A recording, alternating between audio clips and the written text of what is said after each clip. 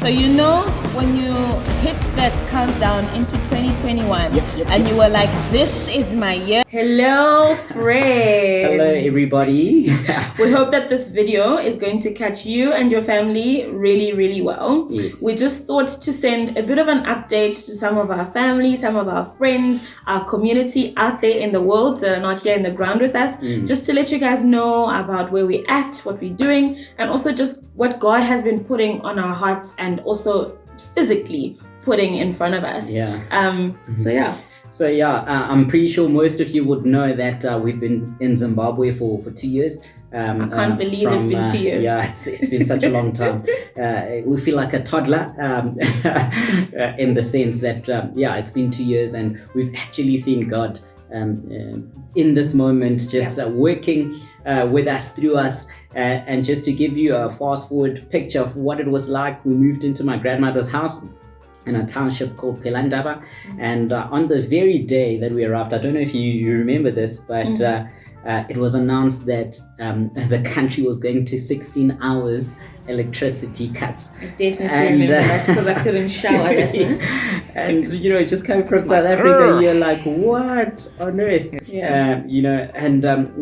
kind of survived those storms and kind of trotted along in my grandmother's house, and we kind of found ourselves saying, God, please give us a heart for the city. We start walking the streets in the township. Also, there's an opportunity that the National Gallery used to do where every month, the last Friday of every month, they open it up to young people, creatives and all that stuff. And we decided, hey, let's go to the gallery. Because it was the pumping thing then. It was a pumping space in the city, full of young people, full of excitement. Opportunity and the future of the city was there. And we're like, hey, God, we need to be there. So we started interacting at the National Gallery, meeting new people, and explicitly telling them, hey, we're here to plant a gospel-centered church. And some were like, whoa, dude, I'm not catching that vibe. But some people became our friends, and we started walking a journey with them. And we soon realized that we might also need to probably get employment and support. Because we're not very good artists. We couldn't join our artist friends. And support the vision that God had for us. And so we went into a corporate setting and worked a 9 to 5 per se. And we worked 7 to 5 actually. 7 to 5, including Saturdays. So those were long hours that we're working, but we still felt, hey, God, you're in it. And then came a big bombshell. I think it was just after August, I think. A little big bombshell. A little big bombshell. Where we had, we found out that we're pregnant. And so it kind of like, whoa, what's happening?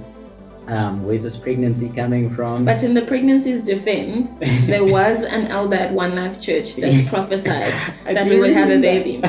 I do remember that. We laughed at him very hard, but now we were not laughing anymore. Yes.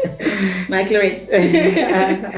So we found out that we're going to have a baby, and we're so excited. I mean, of a new venture of like planting a church, also raising a kid, and seeing both of them grow. And then in that September, we kind of had some discussions with the pastor in our city about potentially transitioning a church instead of planting a church. So we had to pray about it because we felt that God had actually called us to Zim to plant and not transition and not kind of take over. And so we prayed about it for about 3 months. We just earnestly prayed for a response to say, what is it that you're saying? And cumulative about 4 months. Cumulative about 4 months. And we just felt the peace of God saying, I brought you here for kingdom. I didn't just bring you to advance your names. This is not an undo and a faith show, but this is all about kingdom, and this is all about me. And so we got stuck into a local church, and we were serving in kids' church because we still had that eye of planting a church one day. And we kind of went into leadership into that church about a month ago. We were prayed on to team, and we are serving there faithfully, and still kind of looking into transitioning a church in our city. but also helping church planters in our city. God has burdened us just to help people that want to plant out churches, gospel-centered churches. I think God taught us very quickly during that prayer time that it wasn't very black and white, that church planting is not a very black and white thing, that even though he's called us to church plant, it doesn't mean he's called us to lead those church plants. So they're not explicitly going to be led by us, but we thought, hey God, how can we help people plant gospel-centered churches?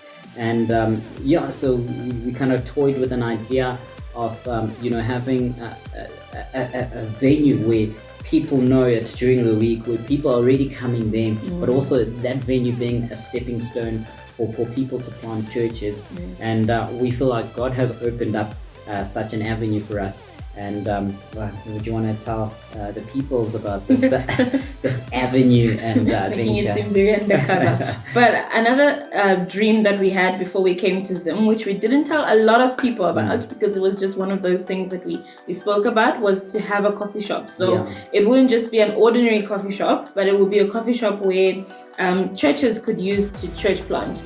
This dream was birthed out of us thinking, wow, wouldn't it be amazing if at this art gallery we could start a church? It's already happening, it's already exciting, it's the place to be in the city. And then we thought, imagine if there was such a place, and imagine if God used us to create such a place. And so we started toying with this dream of having a coffee shop in the city, a coffee shop where churches could come and have connect groups during the week, a coffee shop where it was very undeniably Christian, very unapologetically Christian, but also very exciting because the city definitely needs something exciting. So we started toying with that idea, and so we kind of laid it to the side because of course we didn't really have the finances to start a coffee shop then, and so we put it on the back burner as something to do in the future. And a bit of fast forward time, we met some friends of ours called Winston and Amy. She's American and he's a Zimbabwean.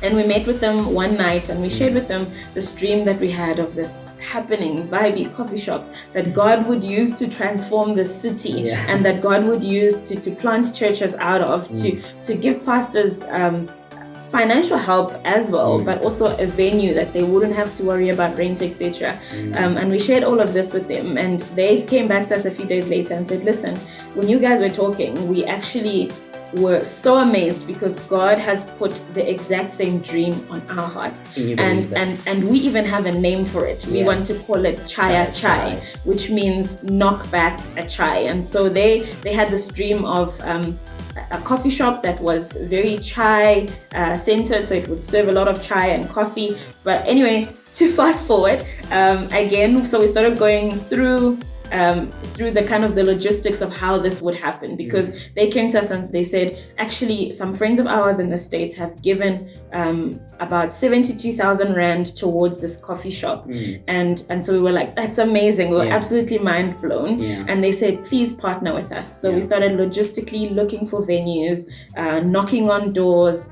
Some were closed, some opened, and this very final door that we knocked on was of this coffee shop in town called Middy's Coffee Shop. And the lady actually said, actually, I've been thinking about stepping off and handing over this coffee shop, and I would love to sell it to you guys. Many people have approached me, but I feel something in me telling me that I need to sell it to you guys. So we have partnered with another couple as well. So there's 3 families in total.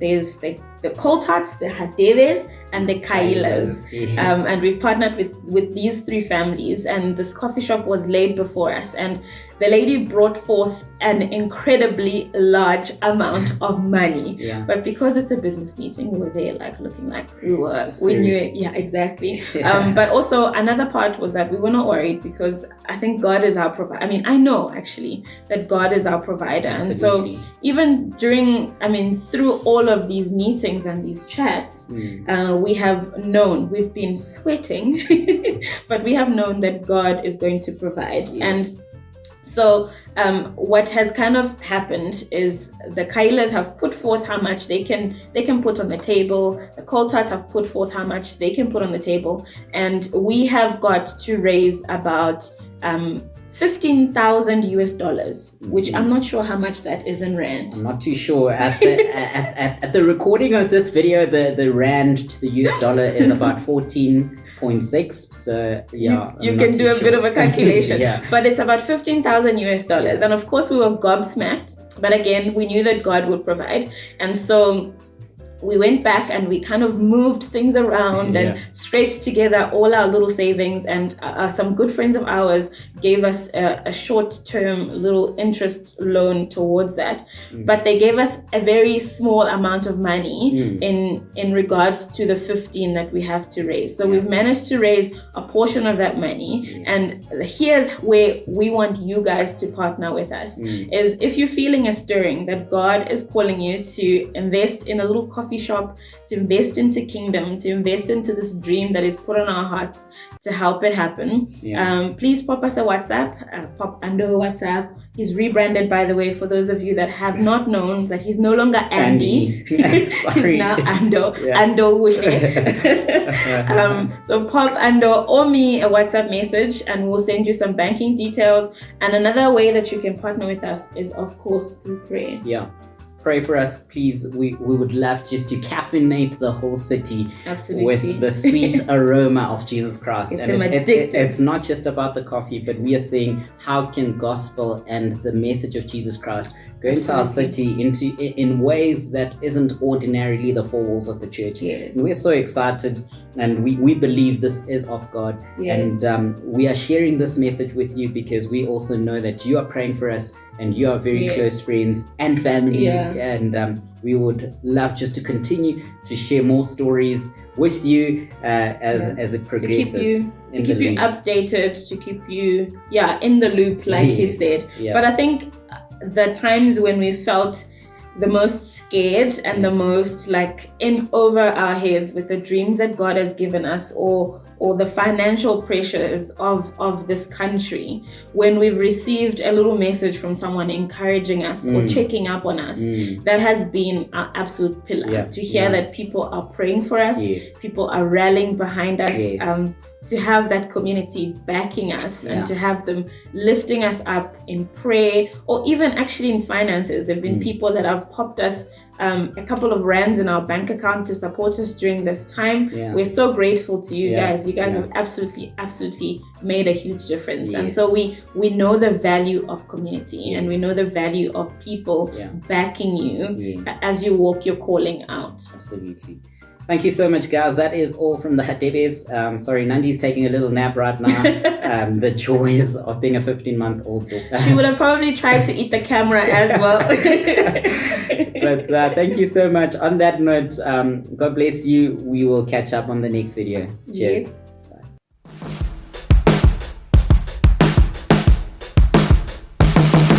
So